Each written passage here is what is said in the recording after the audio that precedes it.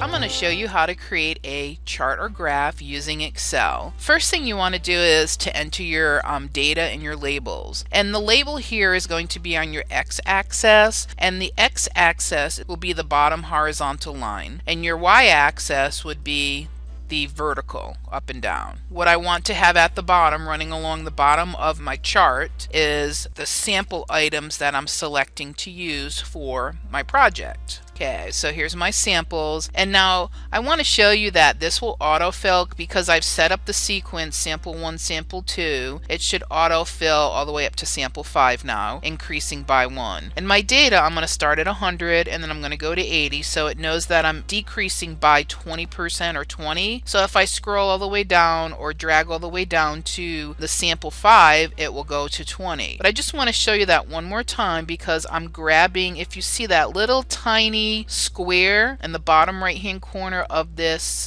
cell, and I have both cells selected, and I'm dragging that little square, and you notice I have that little black plus sign, and when I let it go it's going to decrease it by 20. So now the next thing I want to do is I want to grab my data, and here's my data right here, and I want to go up to insert, and I want to select the charts. Now this is nice because I can see all the different charts that I have available to me. So see all charts, and that's what this little icon means, that there's more information or there's more menu items that are hidden, so I can expand it. So I'm going to click on the see all charts, and it opens up another window, and these are the recommended charts for the data. Now I'm going to click on all charts because I want to show you how many different types of charts are available. Now I'm going to go to the 3D because I like the way that it gives that depth, and I'm going to click on this, and you can see a sample of what the chart would look like, and you can also choose this one where it would automatically color it for you. I'm going to just go with the traditional one, and I'm going to select it, and then I'm going to go down to OK. Now it embeds it right into my data sheet, but I don't really want that here. I want it to be on its own sheet. So I just make sure that my chart is selected. So if I click on the outside edge and I go up to move chart, and then I can put it into a new sheet, and that means another sheet, and the name will show up down here at the bottom. So I'm going to call it my chart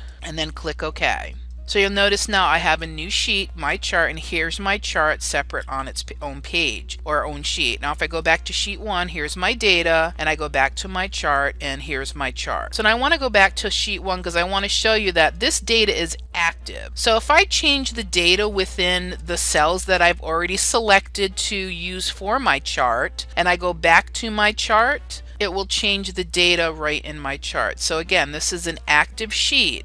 So this is active data. So I'm going to change it back to 20, and I'm going to go back to my chart, and I want to show you that right here, these, if you click on it, it will be just like a text box, and you can change the chart title, and there's many different things you can do with the design or the format. I'm just going to leave it as it is, but I just want you to know that this is your y-axis, and you'll notice that has the data in the percent or the numbers, and then this is my x-axis, and that's how you create a simple chart using Excel.